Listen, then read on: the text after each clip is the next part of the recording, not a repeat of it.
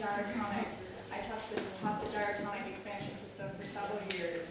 And then I got into yoga, and I still teach Nam Yoga, which is a healing modality. It's all about opening the heart. And my teacher, Joseph Michael Levery, came up with a healing system called Harmonium, which is all about really infusing the body with love, and through love, disease will disappear through the free flowing of energy. And the reason why this talk came about is I was fortunate enough to go to the Longevity Now conference, which is a conference organized by Len Foley and David Wolf. So for those of you who don't know, David Wolf is actually a health and nutritionist expert, and he's a raw foodist activist. And he's one of the main speakers, but there are also many, many speakers at this longevity conference, including Donna Gates, who is the author of the Body Ecology Diet. She also brought all of the coconut products to the United States, so she's like a huge pioneer. And just wonderful, wonderful speakers. So this conference happens every 6 months in Costa Mesa, which is like an hour away from LA. So if the next one is in September, if you have the opportunity to attend, you'll learn so much. So a lot of what I'm going to be sharing with you today is maybe something you've already heard of, but it's really good to have reminders. And there are a lot of common themes also from the conference that I'll be sharing with you. And new information that you probably haven't heard of. So first of all, I just want to say that we're really very fortunate to be able to have the choice of what we're eating and to be able to explore all of these healing modalities. So just to realize that we already have so much abundance and are blessed to have choice, because there's a lot of places in the world we don't have that. So just the fact that we have all these choices, we're really just really blessed. So just take a moment to see the big picture of everything I'm talking about in the global context. And one of my favorite speakers was Daniel Vitalis, and he is the founder of Survival. So there's survive and there's thriving. So we don't just want to live long, we want to be happy, and we want to have joy, and we want to thrive. So his company is all about providing tools and products so that we can live a very thriving life, no matter what our circumstances may be. Because we don't always have the opportunity to be in a circumstance where we can make all of our food at home and exercise every day and have a loving environment. Maybe we're in a stressed situation. So how to still thrive and still have all of that even though you have these challenging circumstances. And his website is danielvitalis.com, and I have a few photocopies of some of the references that I'm going to be sharing, in case you want to look at that at the end. So I'll just share with you what he spoke about. So you are a product of your environment. So oftentimes, we might eat really well and exercise, but we don't take into account our environment. So think about where you're working. Is it stressful? When you get home, how are your relationships? All of that is really going to affect your health and your longevity and how you enjoy life. So really, your environment, very important. Also, it's really important to live a little. Sometimes we think so much is emphasized on diet, which I won't be emphasizing so much tonight because I've heard from you guys that that's less of an interest of yours. So, but really live a little. Don't take things too seriously. Happy people live longer than people who just eat well. So just remember to laugh, enjoy, have a good time. Study wisdom, how we learn things. Learn to communicate and have an outcome-oriented communication. Also, a lot of women have been abused and have trauma with sexual abuse, and that's very, very traumatic. But we also have to examine traumas that we don't remember. So Daniel Vitalis really spoke a lot about the birthing experience, which for most of us has been very traumatic. So right when we're born, there's this hormone called oxytocin, which is a bonding hormone. It's also released when you're having an orgasm, so it's really great to bond with your partner. So when you're born, this is released, and it's so that you can bond with your mother and your father and be next to them. But often we're yanked out and we don't have that connection, so we're traumatized. And sometimes the mother's drugged out and on painkillers, so they don't even get to have that experience. So just to go back to that experience and and realize that if you have fear, isolation, sometimes it's not because of what's going on now. It's something that you don't even remember. And just to remember the power of love, which I'll talk about more also with yoga and healing system. But love is so powerful for healing. When you have love and you're happy and you're joyous, it's much harder for disease to manifest. And it's a very, very powerful healing vibration. It's the highest vibration out there. And it's really important to develop compassion and healing strategies. Also, take advantage of all the healing modalities out there. We're really lucky to be able to try Tai Chi in the park here, or take yoga classes. Leslie teaches Thursday nights here. So there's just so many things that you can try that are different, and it's great to try different things for healing. And a lot of times we think about how can I live long, how can I have a healthy life, but we don't want to live forever. We also realize that we are part of nature and there's a time to die.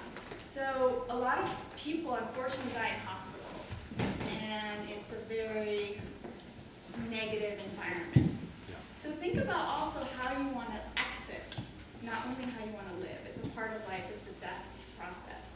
And think about, being in a peaceful environment surrounded by loved ones. So getting away from the hospital environment if you can. So food basics, but something that is good is that good food tastes good, like the food we have tonight. So you have to enjoy your food and don't get too much into this or that. And food is very personal too. Some people might want to be vegan, some people need meat products, but just eat good food from the earth in a variety of colors. Bright colors are really good, purples, reds, dark greens. Something really scary that I didn't know about are the genetically modified foods. Unfortunately, the FDA doesn't allow us to even know a lot of the genetically modified foods. They just allow them into the supermarkets. But obviously, organic is a really great way to protect yourself. And these four main ones were emphasized not only by Daniel Vitalis, but by many of the speakers. Really avoid any corn product. Okay, so vegetable oil, soy, fermented soy is really bad, coffee, and canola oil. So just stay away. So if you're eating out in a restaurant, I would stay away from all the restaurants that use vegetable oil. So even though fried food might be really good, just stay away from it. Also, we're not supposed to always be eating. We want to recreate feast and famine, so eating a lot and also giving our digestive systems a rest by fasting, cleansing. Springtime's a really good time for that. And working with the moon, just a side note, when the moon is waning, when things are getting smaller, working with nature, that's a good time. So not when the moon is waxing, but when the moon is getting smaller. And now is a really good time, it's spring. So you want to maybe try it spring, fall is a good time, 2 times a year, 3 times a year at least. And the reason why we say spring and fall is that even though in San Francisco it's really nice weather, sometimes you're living like in New York or somewhere where it's really cold or really hot, you want the environment when you're cleansing to be as easygoing as possible. So sometimes when it's too cold or too hot, it's already stressful on your system. So you want to really give your system a break when you're doing it and listen to your body, don't go too fast. We can talk about the master things, but that's a little too much for a lot of people. Okay, tap water. Okay, they really, throughout the conference, emphasized to just get off tap water, drink spring water. And I've been sharing this with a lot of people, and then a lot of people are saying, oh, that's so not sustainable, driving to a spring, and it's too much, we can do that, blah, blah, blah. But Daniel Vitalis is a big proponent of it, and I've tasted spring water. It's really, really good. I do feel a difference energetically from regular water, but at least get a filter if you can.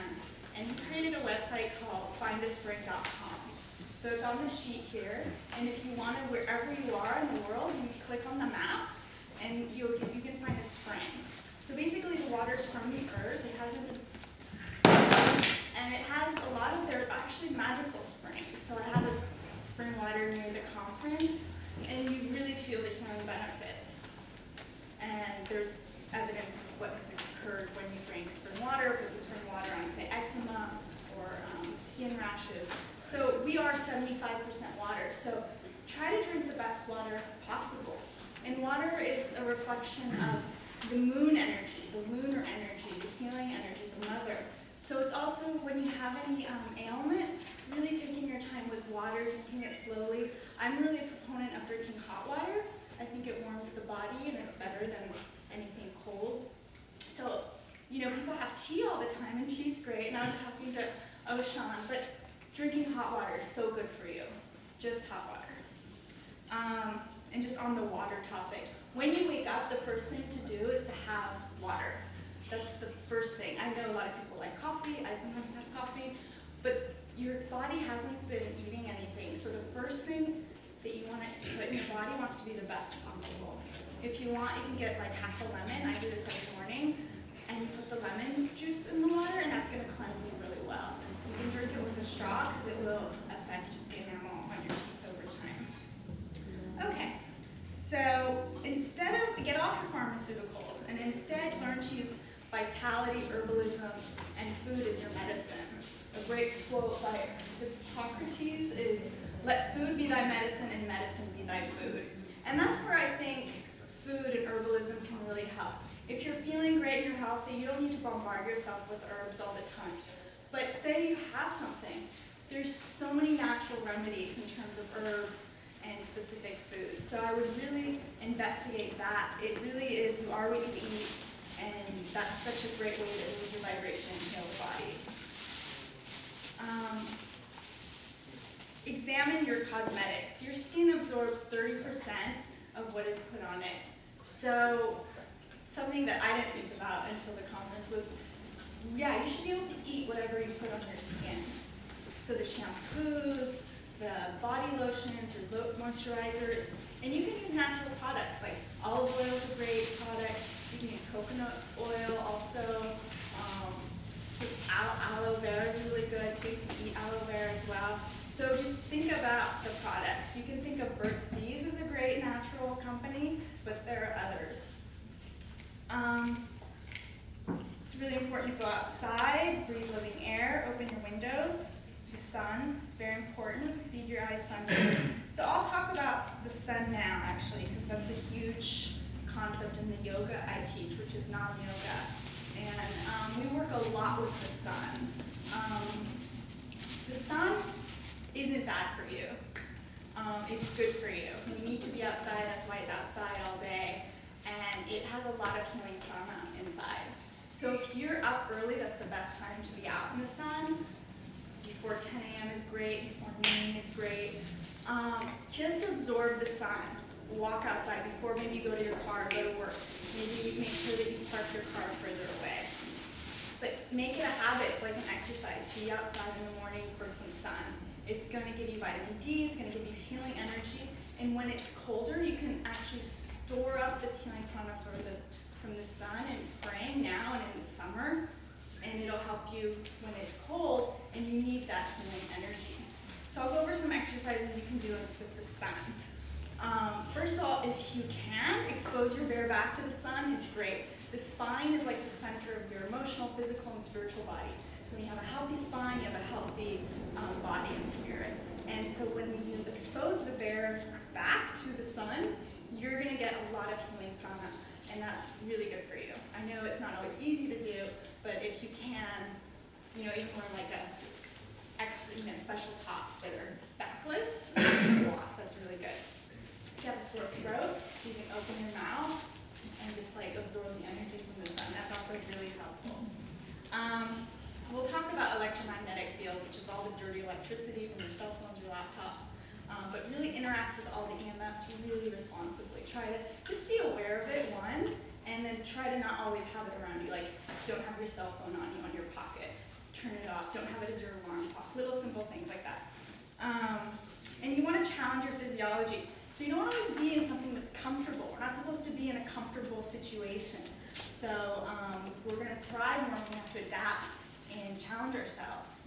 So one way is through weather. You don't want to be in a place like LA where it's always 70 degrees. You want to have it be like warmer in the day and a little colder at night. That's actually natural. So open your windows at night, and it's okay if it's cold, put more blankets on. And it's good to be in